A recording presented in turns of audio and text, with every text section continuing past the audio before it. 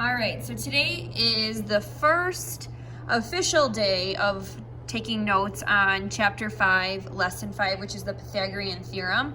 I know a lot of you have previous knowledge about the Pythagorean Theorem, but we're just going to go ahead and review for those of you that already know it or learn it for those of you that don't. So you could just follow along with me as I go through the notes. So the first word for vocabulary is our legs. So this is talking about in a right triangle, the legs. So these are the sides that form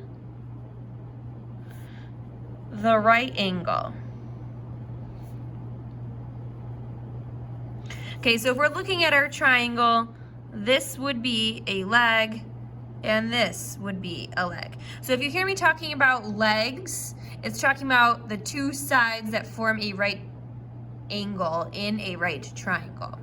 Okay, the hypotenuse is the side opposite the right angle.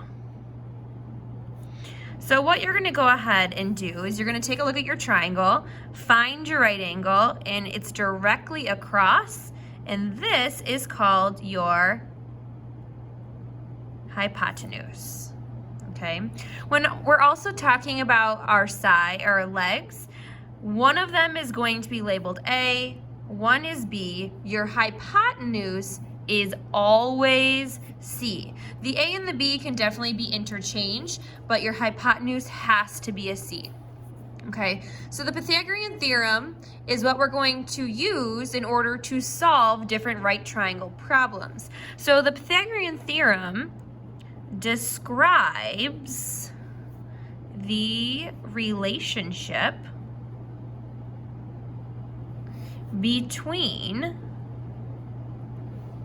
the lengths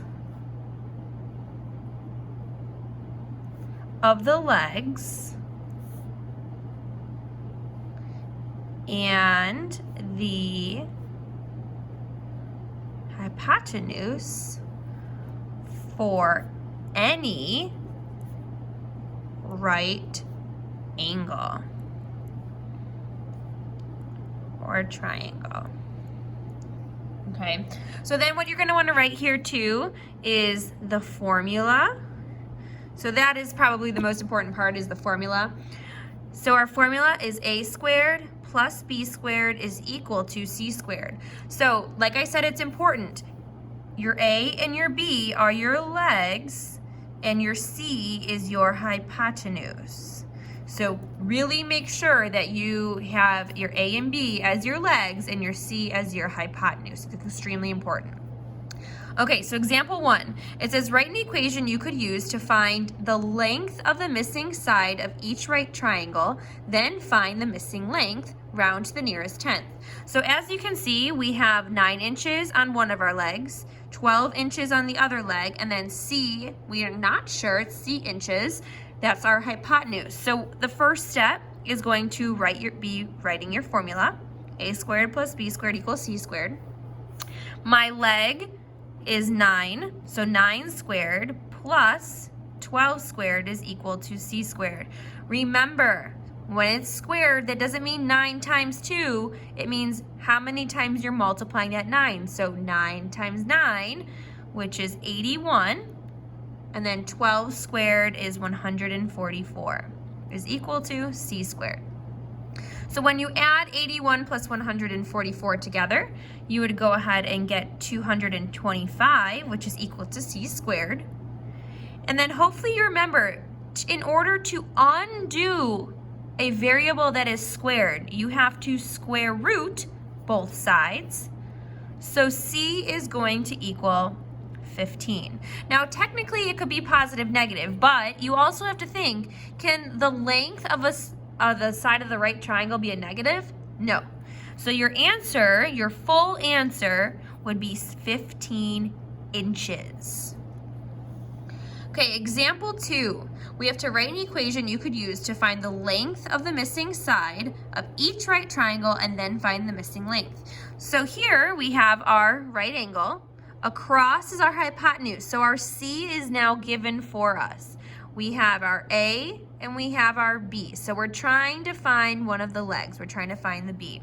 So same thing as before. We're going to write out our equation. So A squared plus B squared equals C squared. A we know is 8 meters. So 8 squared plus, we don't know our B, so we have B squared is equal to, and then our C, which is 24. And that's going to be squared. Okay, so now we're going to solve. 8 squared is 64 plus B squared is equal to 24 squared is 576.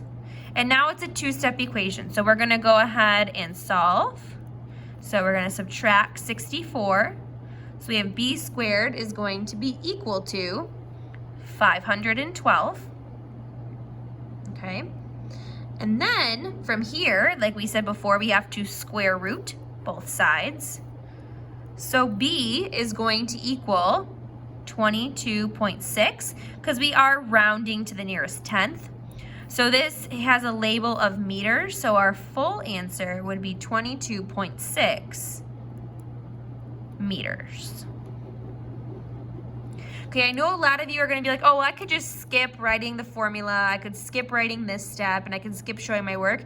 Absolutely not. You have to show every single step.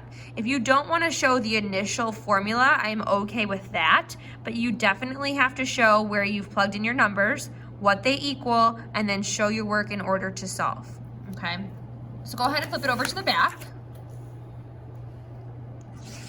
Okay, so this is the converse Pythagorean theorem. So this is if the sides of the triangle have lengths A, B, and C units such that, and you're gonna write in here A squared plus B squared equals C squared, then the triangle is definitely a right triangle. So basically what you're doing is you're getting 3 different measurements, one for A, one for B, and one for C, and then you're plugging them in, and if both sides of the equation are equal, then it would be a right triangle. So for example 3, it says the measures of 3 sides of a triangle are 5 inches, 12 inches, and 13 inches. Determine whether the triangle is a right triangle. So we know, based off of the previous 2 problems, that our hypotenuse is always going to be the largest value. So if we were to draw out a right triangle, we would have our hypotenuse of 13 inches, one of our legs as 5 inches, and the other one as 12 inches. So then we would write out our formula. So A squared plus B squared is equal to C squared. So my A I'm going to have is 5 squared, my B is 12 squared, and my C is 13 squared. So as you can see, there's no variable at this point, okay? So 5 squared we know is 25, 12 squared is 144, and 13 squared is 169. So I'm gonna go ahead and add 25 plus 144, and I get 169 is equal to 169. So yes, this is a right triangle. Okay, so the way that it would be not a right triangle, say we got 168 is equal to 169, we would put a slash through our equal sign, and this would not be a right triangle. Okay, I want you to go ahead and do the 4 try these problems. You can go ahead and look at the answers here. I'm just going to go ahead and write them. But in order to get your homework for today and for this weekend, you actually have to show all of your work, and then you can show it to the teacher and get your homework. This one is yes. This is a right triangle. Okay, the answer key for this notes sheet is also on Canvas, so you can go ahead and take a look there too at my specific work once you are done.